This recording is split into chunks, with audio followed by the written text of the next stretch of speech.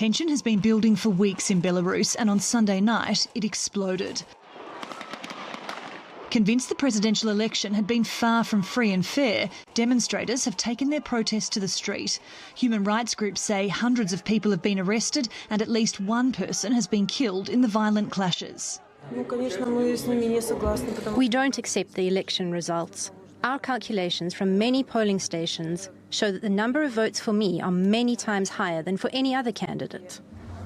This is the man they're protesting against. Sometimes called the last dictator of Europe, Alexander Lukashenko has ruled Belarus for nearly 3 decades. But in the lead up to this election, it's been clear he's losing his grip on power. There's been rising discontent over his authoritarian style and what many see as his cavalier dismissal of the coronavirus pandemic. And now he's warning protesters they will face consequences. If you fight against the country, if you try to plunge the country into chaos and destabilise it, even with minor incidents, you will receive an instant response from me.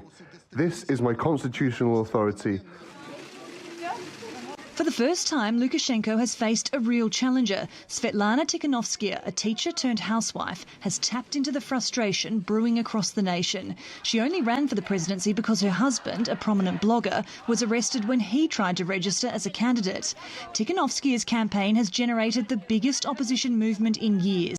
And while her team suspects the results have been manipulated, they believe this election marks the beginning of the end of Lukashenko's reign. I think we've already won because we overcame our fear, we overcame our indifference to politics, we overcame our apathy, and such victories are important. In Europe, there are calls for sanctions to be placed on Belarus. Together with France and Poland, we demanded free and transparent elections, and there was absolutely no sight of this. Instead, we saw violence, intimidation, and arrests. Tikhanovskaya's campaign has emboldened the Belarusian public, and more scenes like this are expected in the coming weeks. The opposition may not have won this election, but it's clear resistance against Lukashenko is strengthening. Sarah Morice, TRT World.